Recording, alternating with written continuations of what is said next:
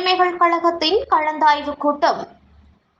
சர்வதேச உரிமை கழகத்தின் நிறுவன தலைவர் டாக்டர் SSK அவர்களின் வேண்டுகோளுக்கிணங்க கோவை மாவட்ட நிர்வாகிகள் கலந்தாய்வு கூட்டம் சிறப்பாக நடைபெற்றது.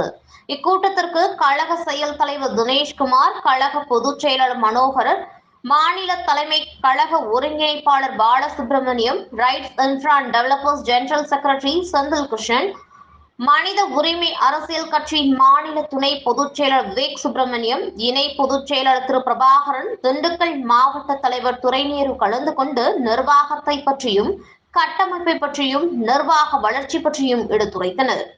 இந்த நிகழ்வில் மாவட்ட தலைவர்கள், மாவட்ட துணைத் தலைவர்கள், மாவட்ட செயலாளர்கள் மற்றும் நிர்வாகிகள் அனைவரும் கலந்து கொண்டனர். நிகழ்ச்சியில் சிறப்பு அம்சமாக புதிய நிர்வாகிகளுக்கு அடையாள அட்டை வழங்கப்பட்டு கௌரவிக்கப்பட்டது.